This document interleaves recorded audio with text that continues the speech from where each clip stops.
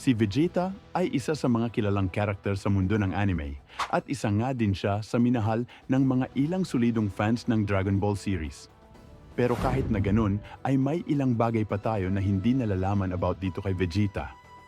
Ito nga ang 5 bagay na malamang ay hindi mo pa alam patungkol dito kay Vegeta at ito nga ang ating pag-uusapan ngayon.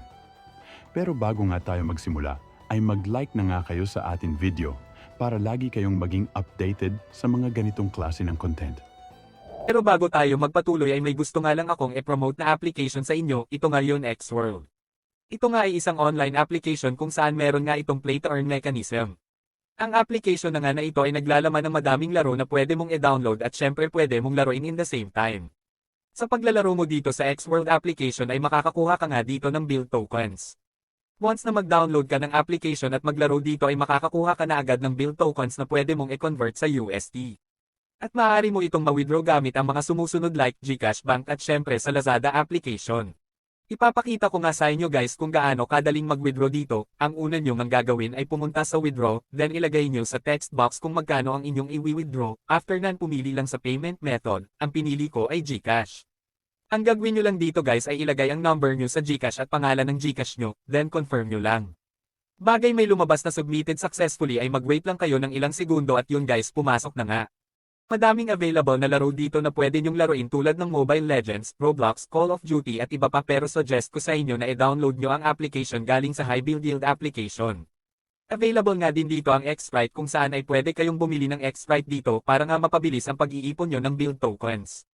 Ang X-Sprite nga ay isang NFT na possible tumaas ang price sa pagtagal ng panahon at pwede nyo nga itong gawing investment.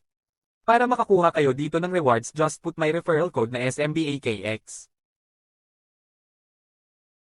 Kung gusto nyo pa nga ng more rewards just click the 3 lines at hanapin ang gift code then put Ugok Anime 09 para magkaroon kayo ng chance na makakuha ng $0.5 to $5. Guys nasa description lang ang link nitong X-World. Salamat guys! Ang una nga ay balak nga ng author ng Dragon Ball series na si Akira Toriyama na gawan itong si Vegeta ng movie, kung saan ito nga ang magiging protagonist.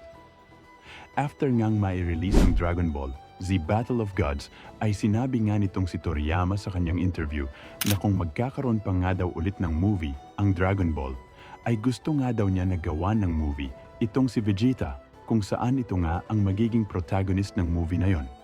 Pero lininaw nga dito ni Akira Toriyama na hindi nga daw ito ang magiging focus nila sa future dahil ang idea nga daw na yon ay isa lamang simpleng plano niya.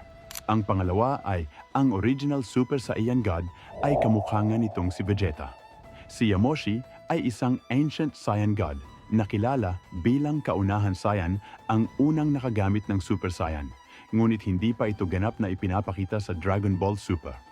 Pero ito naman ay ipinaliwanag ni Shenron kay na Beerus noong mga oras na gustong makita nitong si Beerus ang Super Saiyan God. Gayunpaman ay talagang kamukha nga ito nitong si Vegeta, kaya maaring kadugo nga niya ito or meron talagang koneksyon itong si Vegeta kay Yamoshi. Ang pangatlo, si Vegeta nga ang kaunahan mortal, ang nakatalo ng isang God of Destruction.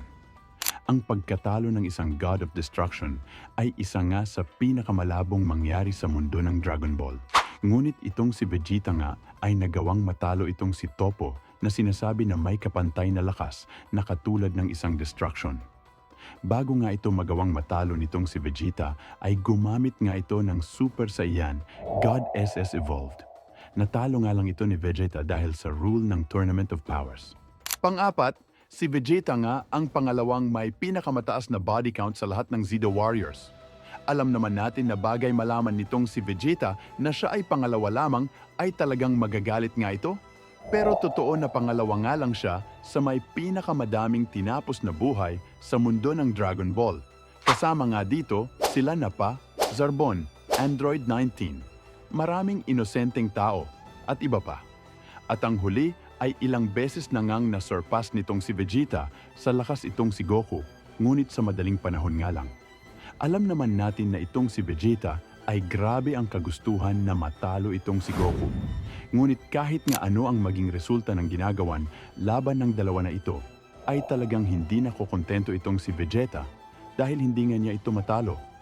Nagawa ngang mahigitan ni Vegeta itong si Goku. Sa lakas ito ngayon mga oras na sila nga ay nasa planetang Namekian, kung saan ay nakakuha nga itong si Vegeta ng Senzu Beans. Sa Moro Saga kung saan ay pumunta nga si Vegeta sa planetang Yardrat para pag-aralan ng spirit control. Nagawa nga itong ma-master ni Vegeta sa maigsing panahon. Lumaban nga ulit si Vegeta dito kay Moro at talagang muntikan na nga niya itong matalo. Pero sa mga oras na yon ay nagawa naman ni Goku na magamit ang Ultra Instinct Perfect niya. At ang huling pagkakataon na nahigitan ni Vegeta itong si Goku ay sa Chapter 101 ng Dragon Ball Super, kung saan sinabi nga dito ni Vegeta na natalo na nga niya itong si Goku sa unang pagkakataon.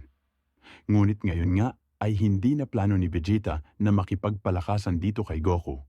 Mas gusto na nga lang niya mag-focus sa sarili niya at pag-aralan ng Ultra Ego.